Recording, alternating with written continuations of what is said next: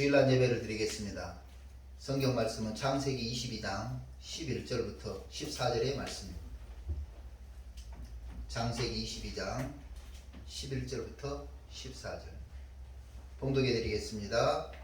여호와의 사자가 하늘에서부터 그를 불러 가라사대 아브라함아 아브라함아 하시는지라 아브라함이 가로되 내가 여기 있나이다 하매 사자가 가라사대 그 아이에게 내 손을 대지 말라 아무 일도 그에게 하지 말라 내가 내 아들 독자라도 내게 아끼지 아니하였으니 내가 이제야 내가 하나님을 경외하는 줄을 아노라.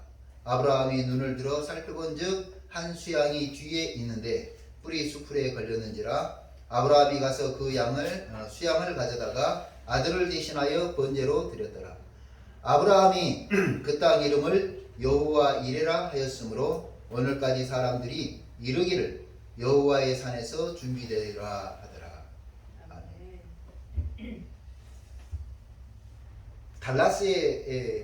달라스 신학교라고 하는 신학교가 있습니다. 지금은 미국에서 가장 훌륭한 신학교가 되었고 전 세계적으로 이 달라스 신학교에서 공부한 목회자들을 인정해주는 추세입니다.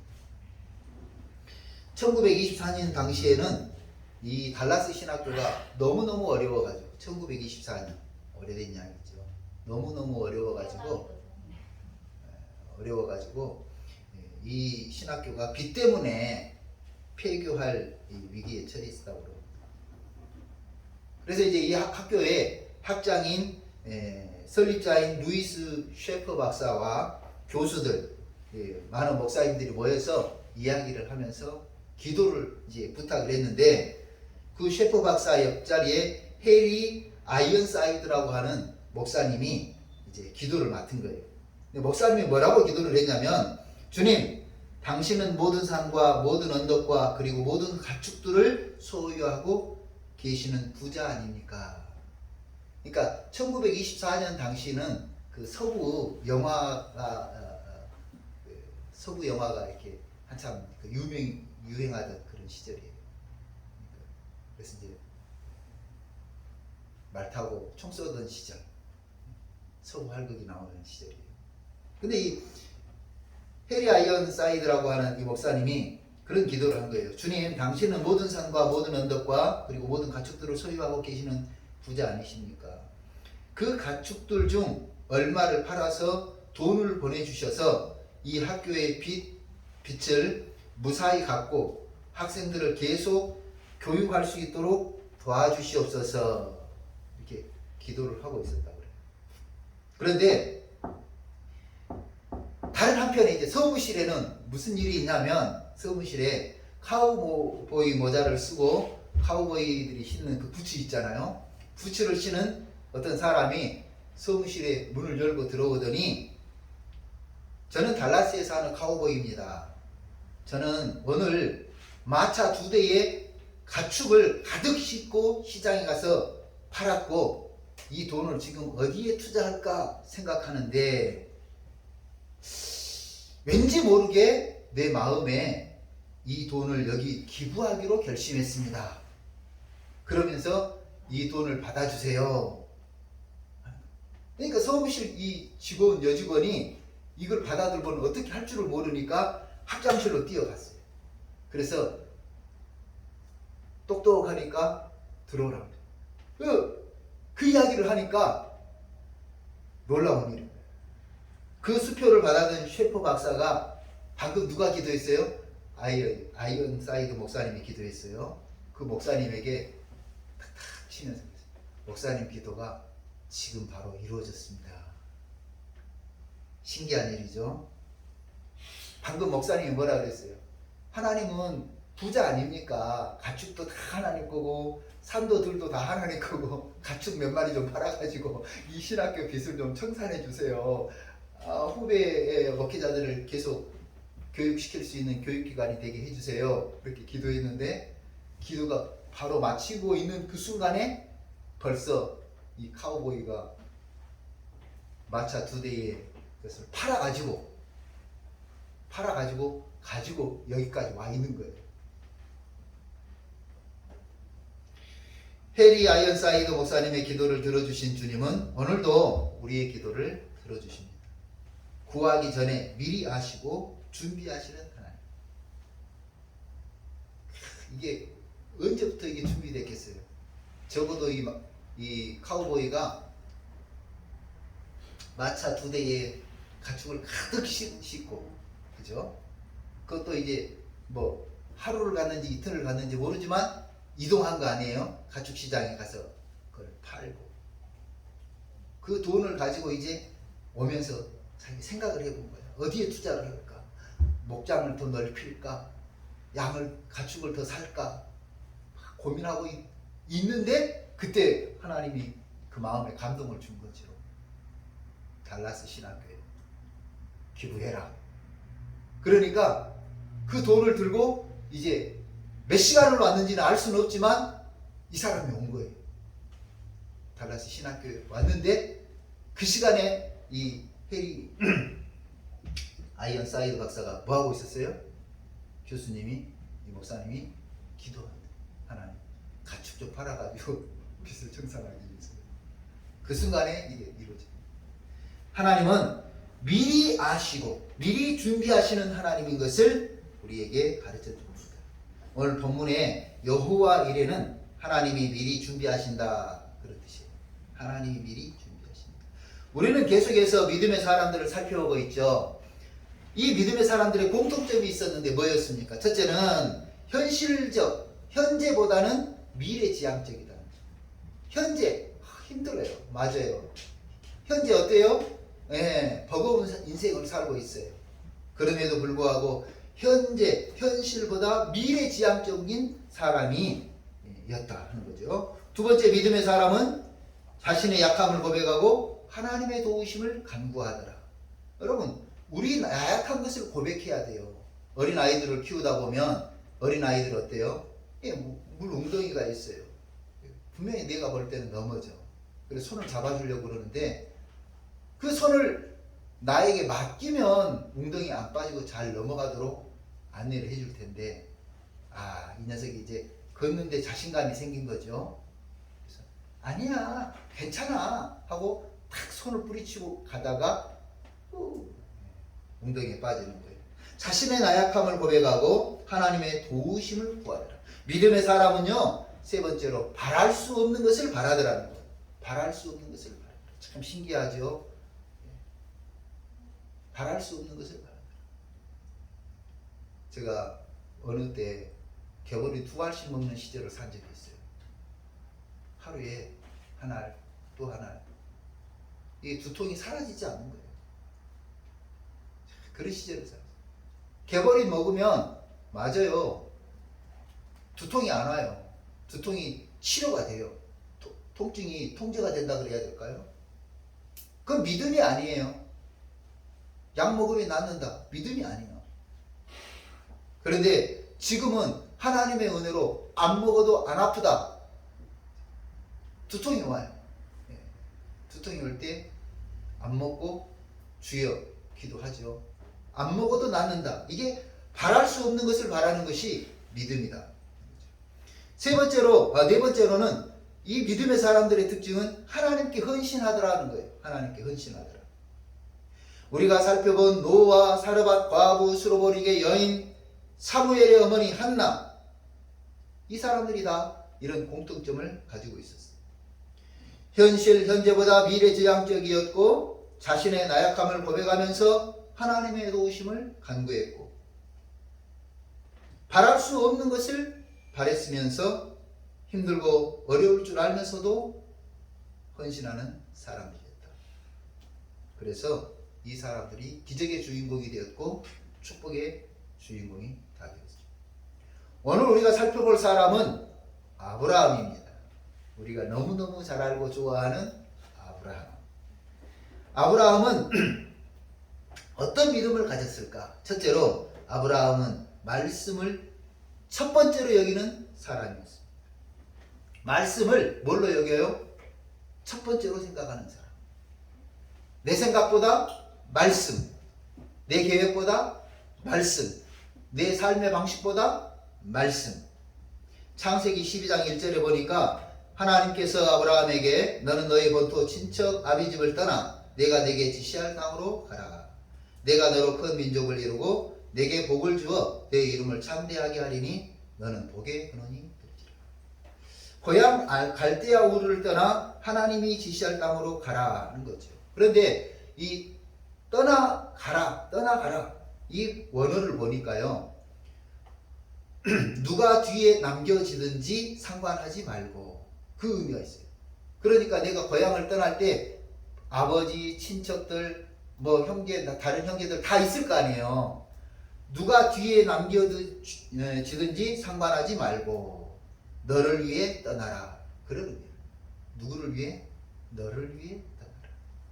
여러분, 우리가 어떤 행동을 할 때 뒤에 남겨진 일 때문에 못하는 경우들이 너무 많아요. 그죠? 그런데 본문에 떠나라고 하는 말은 어떤 상황이 전개되든지 간에 그거 신경 쓰지 말고 지금 하나님의 말씀에 순종하라. 그런. 그 다음에 또 지시할 땅으로 가라 그랬어요. 내가 내게 지시할 땅으로 가라. 그 말이 무슨 말이냐면 지금 어떤 땅, 예를 들어서 뭐 화성, 뭐 수원, 어디 이렇게 지명을 탁 해주면 얼마나 좋아요. 그런데 그게 아니라 불투명하게 장차 내가 말해줄 테니까 지금 떠나라. 이런 말이에요.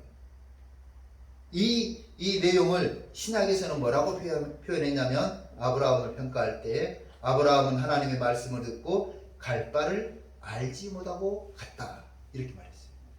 갈 바를. 어디로 가야 될지 모르는 거야. 수원이 좋을지 화성이 좋을지 평택이 좋을지 어디가 좋을지 갈 바를 알지 못하지만 하나님이 가라 그러니까 일단 이삿짐부터 쌌다 하는 거죠. 어디로 가야 하는지 알지 못하지만 순종의 길을 떠난 아브라함. 그래서 이 아브라함은 철저히 하나님의 말씀을 신뢰하고 순종했습니다. 아브라함으로서는 불명확했지만 믿음의 대상이신 하나님을 철저히 신뢰하고 하나님이 가라고 하는 그곳이 어딜지 분명하지는 않아도 순종하는 길을 떠났다. 꿈을 펼쳐보지도 못하고 살인자가 되어서 왕궁에서 떠나 모든 부귀영화를 뒤로 한 채 도망자로 40년을 산 사람이 있습니다. 누군 것 같아요? 네, 모세입니다. 이제 목동으로 40년 세월을 살았는데 호렙산 불꽃 가운데 하나님이 나타나셨어요. 출애굽기 3장에 보니까 하나님이 400년간 종살이하는 이스라엘 백성들을 너를 통해서 인도해 내겠다, 해방시키겠다. 출애굽기 4장에 살인자요, 도망자요, 나의 말을 누가 들어주겠습니까? 나는 그럴 믿음이 못 된다고 모세가 말하죠.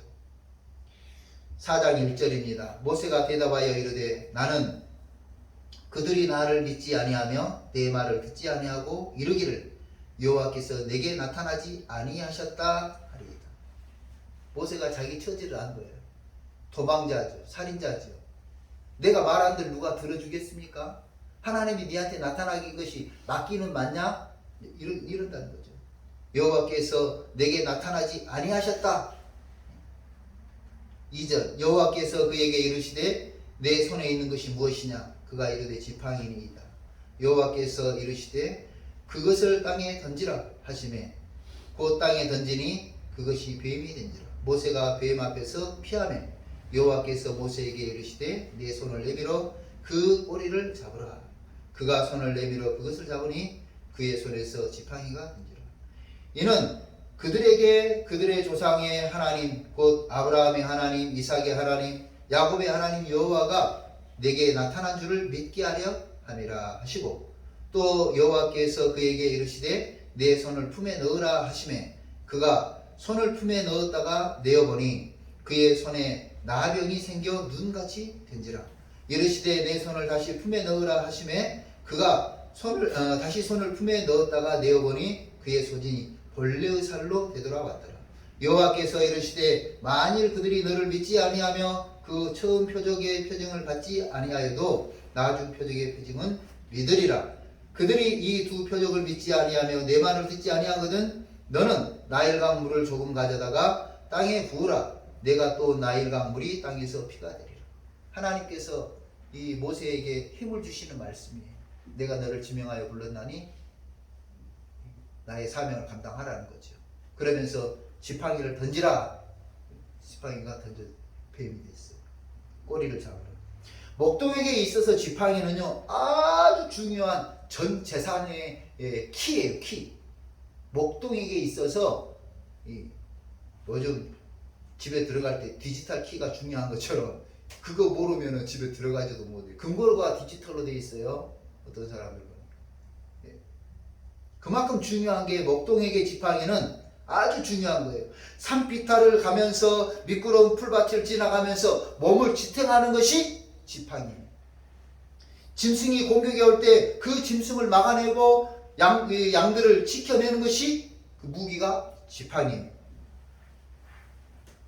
그리고 지팡이 위에는요 그 심볼, 자기 집안을 상징하는 심볼이 있어요. 그래서 이 지팡이는 아주 중요해요. 저 멀리서 사람들이 이걸 잘 모르죠. 그런데 지팡이를 보면 아 저쪽에는 누구네가 있다. 이걸 다 아는 거예요. 이처럼 중요한 지팡이가 뭐예요? 던졌더니 뱀이 됐어요. 피하게 되죠. 우리 인생의 전부라고 생각하는 그것이 언젠가는 우리 자신을 위협하는 것이 될 수도 있다 하는 내용이에요. 내가 전부라고 생각하는 그것이 언젠가 내 가슴을 후벼파는 그런 요소가 될 수가 있다니까요. 우리 인생의 전부라고 생각한 그것이 언젠가 나의 인생을 위협하는 것이 될 수 있다. 그것을 의지하고 살면 안 된다는 거죠. 그래서 하나님만 의지하라고 가르쳐주는 장면이 오늘 이 지팡이 장면이에요. 하나님만 의지하라. 어떤 사람이 이런 이야기를 이번 주에 또 들은 이야기죠. 집장만을 위해서 애를 썼다고 그래요. 돈을 모으고 뿐만 아니라 이제 여기저기 불려준 돈들 또 이런 거 다 어렵다고 못 갚는다 그래도 다 달라 그랬대요. 그래서 여기저기 돈을 받고 그래도 부족해서 이제 대출을 받았다는 거죠. 그래서 이제 대출을 받다 보니까 25평보다는 30평이 좋겠고 조금 좋은 집으로 이렇게 해서 집을 장만했다고 합니다. 그런데 그 시절도 잠깐이라고 금년 들어서 이제 금리가 폭등을 했대요. 그래서 뭐 6월달인가부터 뭐 금리가 올라가면서 지금 9월달에 대출 당시 작년에 대출 받을 때 당시보다 2배가 넘는 이자를 내고 있다고 그래요. 등이 휠 것 같다고. 이거 집을 계속 가지고 있어야 되는지 팔아야 되는지 모르고. 그럼 팔면 이자는 안 낼지 모르지만 그거보다 더 훨씬 많은 손해를 볼 텐데 그걸 팔 거냐 기도해 보자. 우리가 인생의 전부라고 생각하고 최고의 가치, 긍지, 보람, 자부심이라고 생각하는 그것이 되려 우리 인생을 위협하는 것이 된다면 우리 인생을 위협하는 것이 된다면 한번 생각해 봐야 되지 않겠어요? 그래서 제가 이제 하는 말은 그렇죠. 우리가 살고 있는 거기에 너무 마음을 주지 말아라. 우리가 생각하고 있는 거기에 너무 마음을 두지 말아라. 내가 생각하고 있는 거기에 너무 의지하지 말아라. 오직 우리가 믿고 우리 마음을 주고 우리 마음을 두어야 될 곳은 하나님이시다. 하나님만 의지해요. 아브라함은 하나님을 의지하였고 순종하는 마음으로 갈 바를 알지 못하였지만 일단 이삭집부터 챙긴 사람이에요. 두 번째로 아브라함은 바랄 수 없는 중에도 믿음을 가졌다. 바랄 수 없는 중에도 믿음을 가졌다. 하늘의 별수같이 바다의 모래같이 자식을 준다고 하셔서 길을 떠났어요. 세월이 지나면서 아내 사라의 경수가 끊어져 버렸습니다. 더 이상 임신할 수 없는 몸 상태가 된 거죠. 이제 임신이 불가능해. 어느 날 대접해준 천사가 내년 이맘때 아들을 보듬고 있을 것이다. 그러니까 이 예언을 해주니까 뭐라고 그랬어요? 아브라함이 말씀만이라도 감사합니다. 사라는 뭐라고 그랬어요? 내가 경수가 끊어진 지 언젠데 비웃었어. 아브라함은 말씀만이라도 감사합니다. 사라는 뭐라고요? 내가 경수가 끊어진 지 언젠데 말도 안 되는 소리를 하고 있네. 비웃었어요. 비웃어. 그 천사가 물어보죠. 네가 왜 웃냐? 아니요, 저 안 웃었습니다. 너 방금 그 소리 웃었잖아. 네, 미안합니다. 성경이 그렇게 나와. 천사들이 다시 확인시켜 주는 거예요. 만일 내년 이맘때에 되면 아이를 안고 있게 될 것이다. 아들을 안을 것이다. 그렇게 확인시켜주고 천사들이 길을 떠났습니다. 자, 여기서 우리가 생각을 해봐야 돼요. 만일 나이라든지 이런 것을 생각해가지고 부부관계를 하지 않았다면 이삭이 태어나겠어요? 못 태어나겠어요? 못 태어나는 거예요.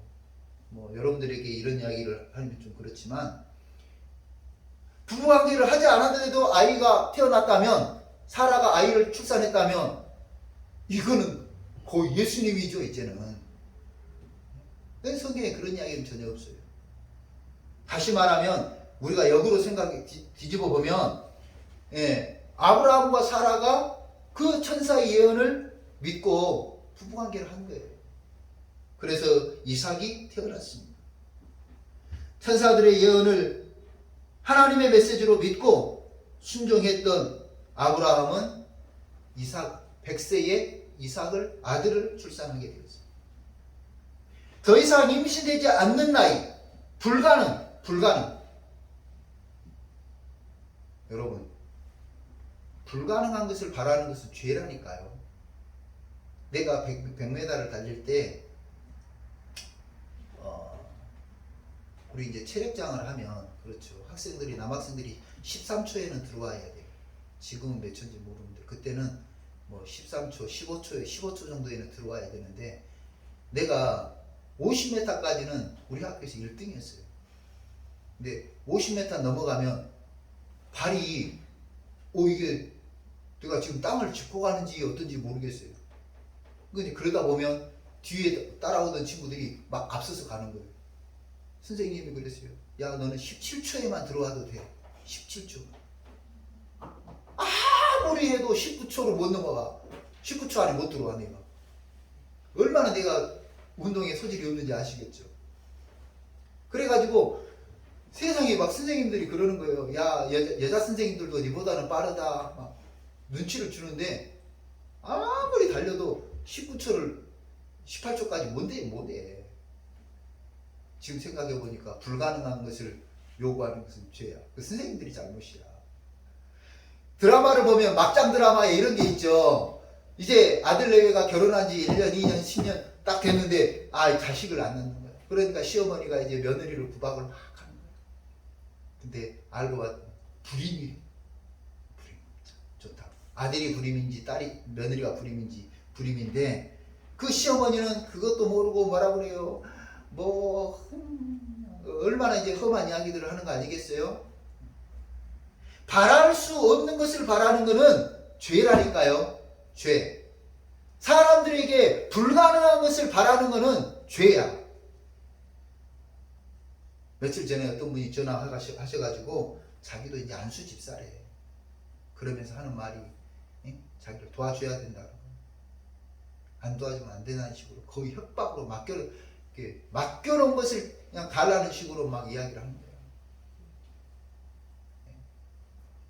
내가 줄 수 있는 거는 가능해. 그거는 죄가 아니야. 서로 마음만 상할 뿐이지.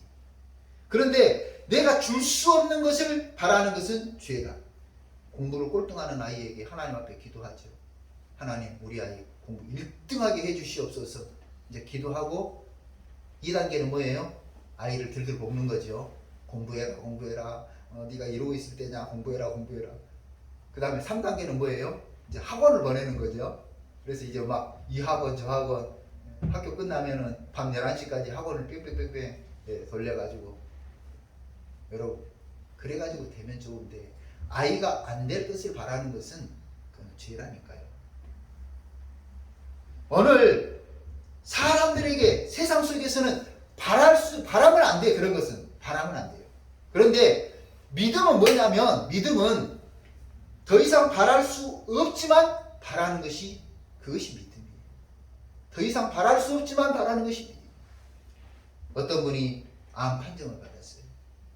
그래가지고 이제 치료를 해야 된다. 병원은 그러죠. 그래서 이제 또 1차, 2차 또 항암 치료를 뭐 지금 20 몇 차까지 하시는 분이 계세요. 화상에 가까워 27번인가? 그런데 그 사람 말고 다른 사람이에요. 당신은 3개월 남았습니다. 판정을 받으신 분이 그래요. 그리고 이제 집에 와서 생각해 보니까 내가 계속 투병하고 또 치료받는다고 세월하다가 죽는 것보다 나는 그렇게 살고 싶지 않다. 한 달은 한 달씩 3달을 해가지고 한 달은 내가 가보고 싶은데 여행 마음껏 하고 먹고 싶은 거 마음껏 먹고 또 한 달은 그동안 못 만났던 친구들 내가 참 살아온다고 소홀히 했던 그 사람들 찾아보고 식사도 대접해야 되겠다.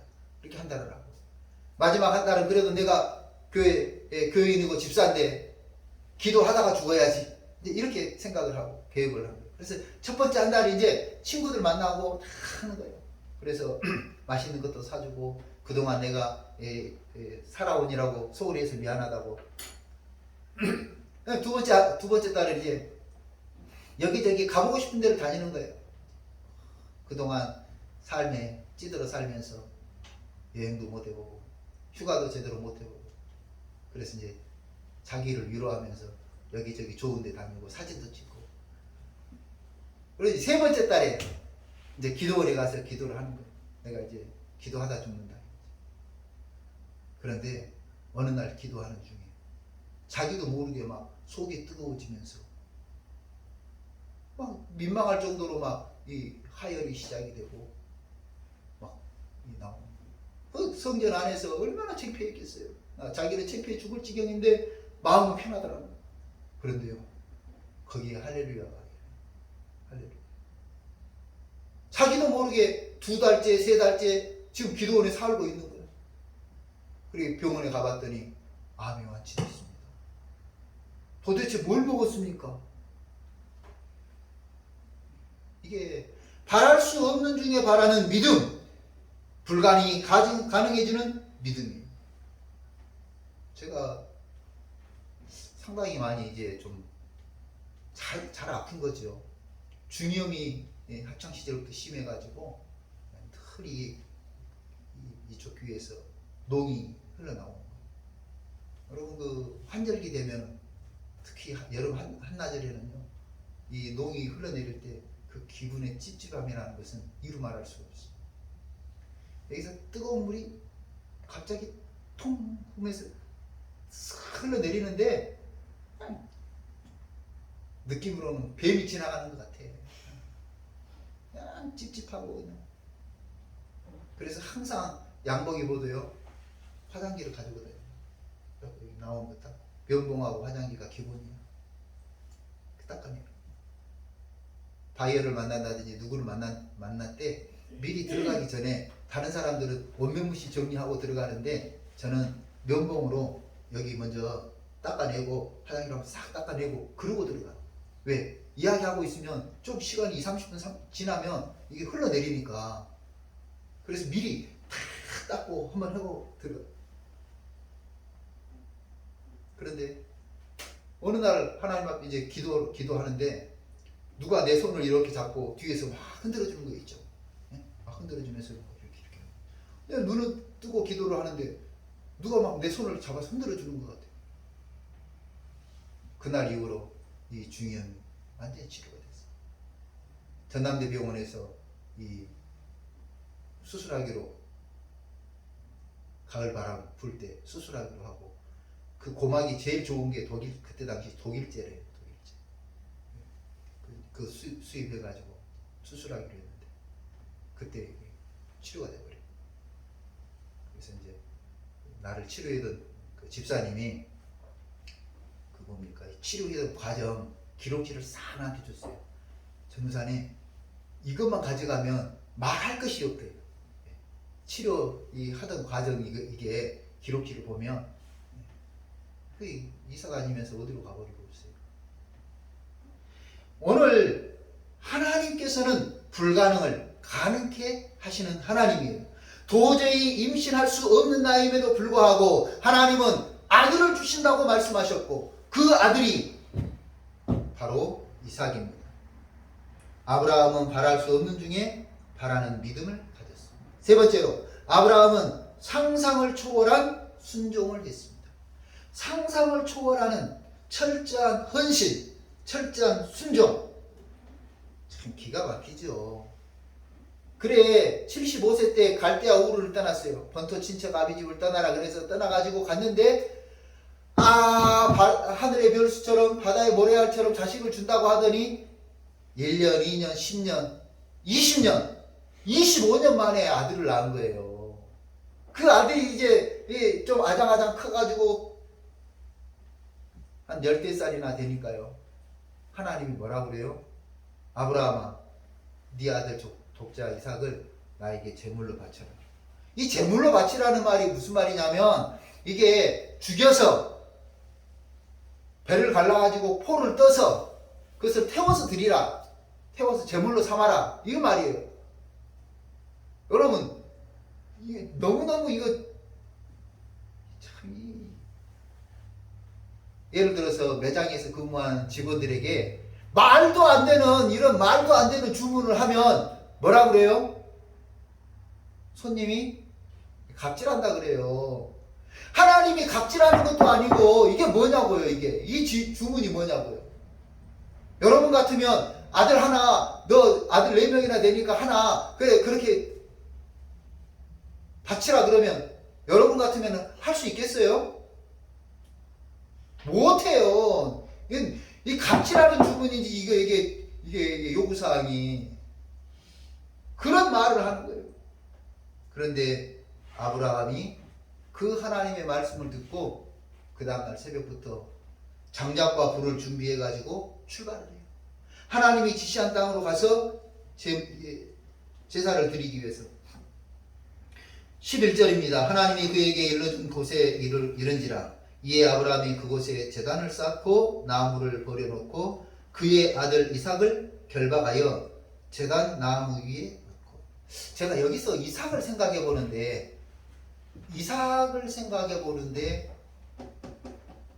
보통 믿음은 아닌 것 같아요. 그죠? 예를 들어서 우리 유치원에 선생님 근무하시잖아요. 아빠가 칼을 준비해놓고 불도 준비해놓고 다 해갖고 너 이제 너를 제물로 할 거야. 응 아빠 알아서 해. 그럴 유치원생이 있어요 없어요? 한 명도 없어요. 그죠?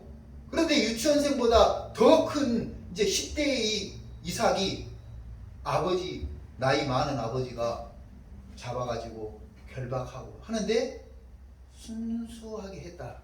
네, 그렇게 해석이 되는 거죠. 순수하게 했어요. 아브라함도 믿음이 좋고 이삭도 믿음이 좋았어요. 이 장면에서 아브라함과 이삭이 울었을까 안 울었을까? 이제 제가 시를 쓰다 보니까 이제 그런 장면을 생각해 봅니다.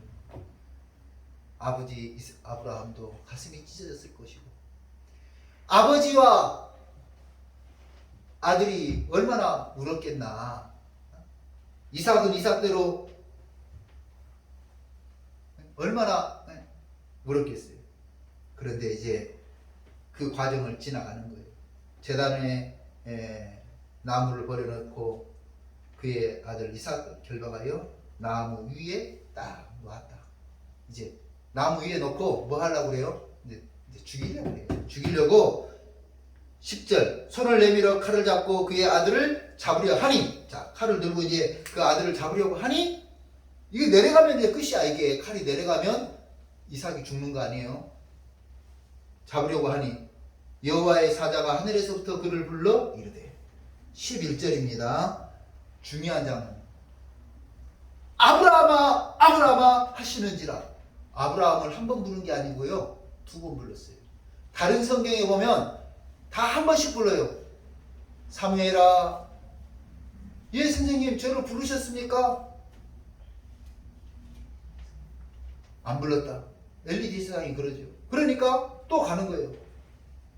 잠자려고 그러는데 사무엘아, 한 번 불렀어요. 한 번. 다 보면 한 번씩 불렀어요.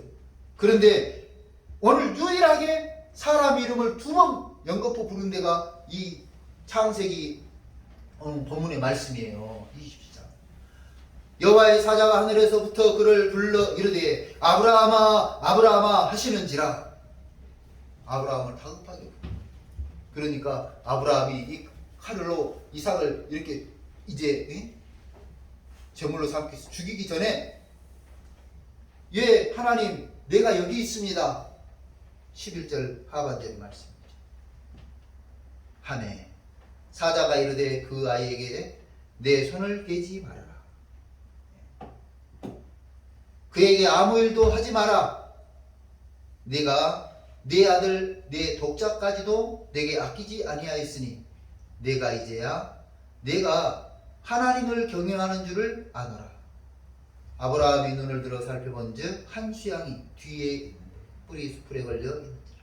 아브라함이 가서 그 수양을 가져다가 아들 이삭을 대신하여 번제로 드렸다. 아브라함이 그 땅 이름을 여호와 이리라 하였습니다. 오늘까지 사람들이 얘기를 이 산에서 여호와 하나님이 준비해 주신다. 그러면 왜 하나님은 이런 말도 안 되는 주문을 하신 걸까? 왜 하나님은 이런 말도 안 되는 요구를 하신 걸까? 왜 하나님은 이런 말도 안 되는 것을 우리에게 부탁하실까? 1절에 나와 있어요. 1절. 다 같이 한번 읽어봅시다. 본문 22장 1절. 시작. 그 일 후에 하나님이 아브라함을 시험하시려고.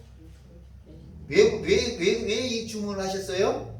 시험하시려고. 믿음이 좋은지 안 좋은지 시험하시려고, 순종하는지 안 하는지 시험하시려고 그랬어요. 그 일 후에 그랬어요. 그 일이 뭐냐면요, 이제 21장을 보면 이스마엘 사건이 나와요. 이스마엘이 어린 그 이제 이복 동생이죠. 이삭을 괴롭히는 거야.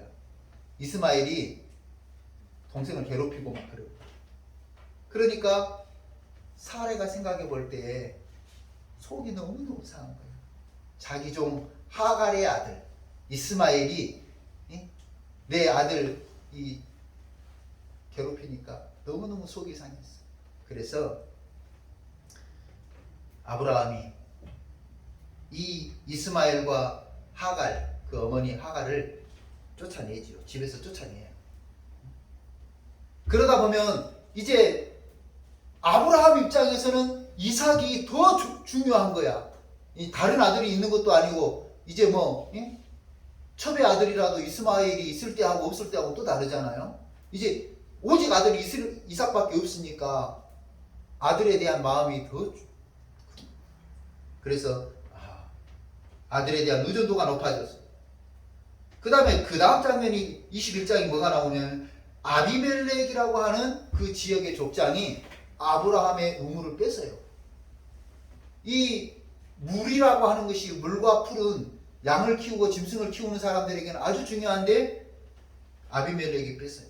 그래서 또 옮겨서 또 우물을 파는데 아브라함이 우물을 팔 때마다 물이 펑펑 나오는 거야. 그래서 또 하면 아비멜렉이 또 뺐고, 그래서 이제 아브라함이 나서서 아비멜렉하고 합의를 해요. 좋아, 내가 지금까지 네가 가져간 거 달라고 말 안 할 테니까 네하고 나하고 합의를 하자. 그래서 아비멜렉이 합의를 해줘요. 그래서 이제 우물을 차지하게 되죠. 아브라함이 아비멜렉의 그 족속이 살고 있는 그 땅에 우물을 파서 그 우물을 이제 사용하게 돼요. 그러니까 물을 보장받는다는 것은 아주 중요한 건데 물을 보장받게 되었죠. 21장에 아주 중요한 이야기가 이제 난 그거라고 보는 거예요. 아들 이삭에 대한 의존도가 높아졌어요. 또 한 가지는 우물에 대한 마음이 높아진 거예요. 이 중요한 것을 소유하게 됐을 때 하나님이 아브라함을 시험했어요. 아브라함을 시험하시려고 그를 부르시되 아브라함아 하시니 그가 이르되 내가 여기 있나이다. 내 이삭을 바쳐라.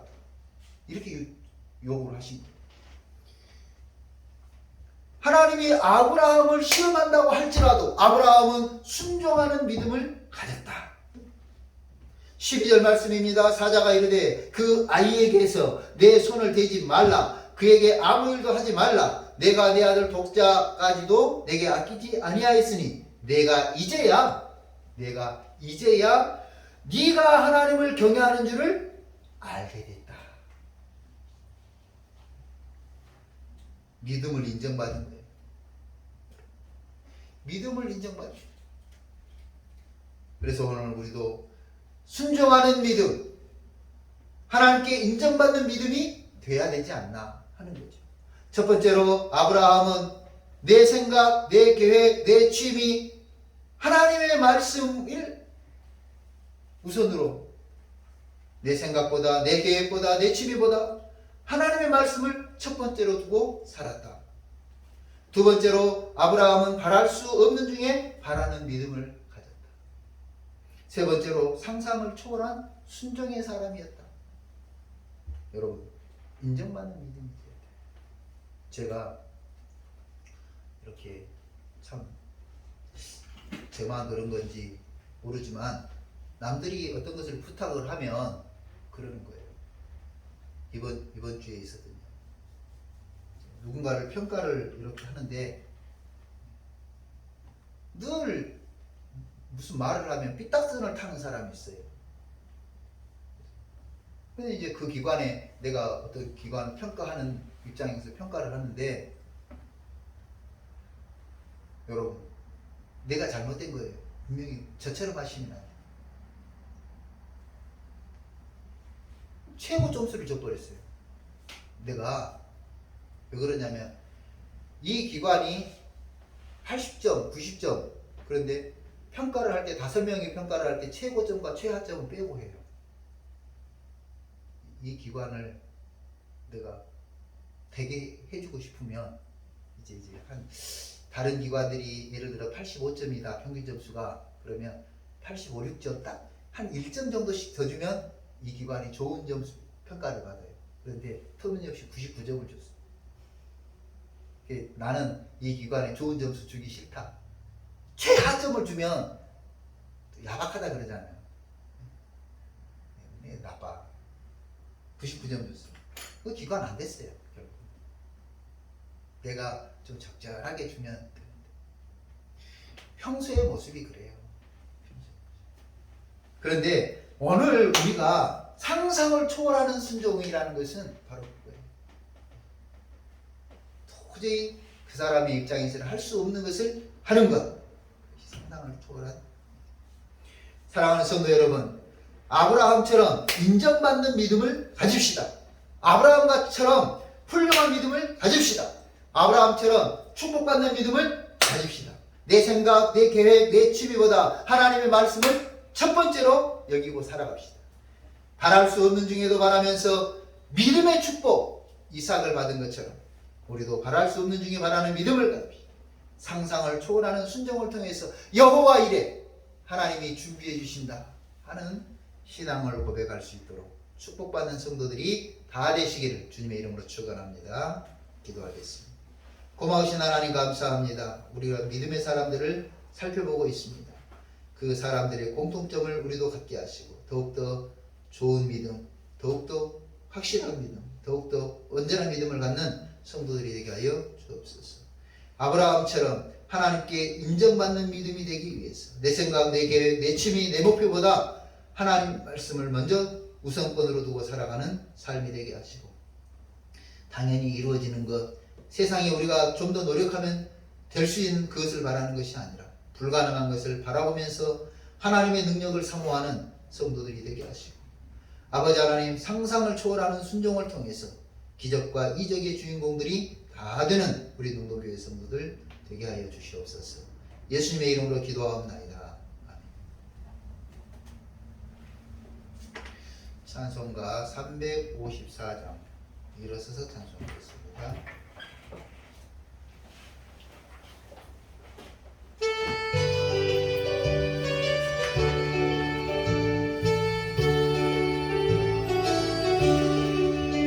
주를 악무하는 자 올라가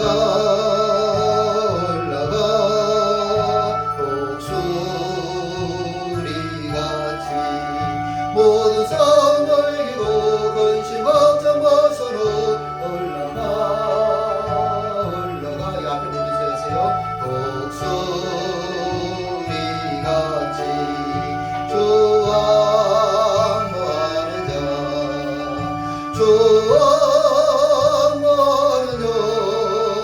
주와 늘 강건하리라. 사절합니다. 주를 악무하는 자 올라가 독수리같이 은혜 안에 뛰놀며 주의 영광 보리라.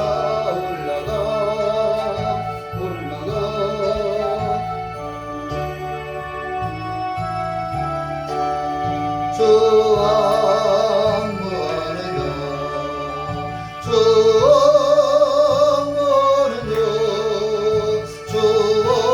악무하는 자 늘 강건하리라. 기도하겠습니다. 거룩하신 하나님 아버지 감사합니다. 하나님 앞에 예배를 드리며 10의 일주의 물과 각종의 물을 드렸습니다. 드린 손길을 기억해 주시고 하나님의 것으로 구분하여 드리는 손길 아버지 기억하시며 축복하여 주옵시고 마음의 소원과 그 기도를 응답하여 주옵소서. 하나님이여 그 기도를 응답하심으로 마음을 시원케 하시고 인생이 활기차게 하시고 하나님께 더 크게 쓰임받고 영광이 될 수 있도록 인도하여 주옵소서. 10일 감사 주정의 물을 드렸습니다. 아버지 하나님 귀한 예물 드린 손길도 기억해 주시고 믿음의 고백을 하듯 드리는 귀한 손길들을 칭하여 주시고 더욱더 반석 같은 믿음이도록 인도하여 주옵소서. 김영진 목사님 사랑하여 주셔서 치료의 과정을 잘 마치게 하신 것을 감사합니다. 요양 중에 싸우니 더욱 강건케 하여 주옵시고 빨리 회복하여서 하나님께 예배하며 또 영광 돌리는 귀한 목사님 되도록 축복하여 주옵소서. 이제는 우리 구주 예수 그리스도의 은혜와 하나님 아버지의 무한하신 사랑과 성령의 위로하시고 교통하시고 충만하신 믿음의 주 사람들을 따라서 우리도 훌륭한 믿음, 인정받는 믿음, 하나님 앞에 칭찬받고 축복받는 믿음이 되기를 소원하고 사모하는 우리 능동교회 성도들과 그 가정과 그 생업 위에 이제부터 영원토록 함께 계시기를 축원하옵나이다. 아멘.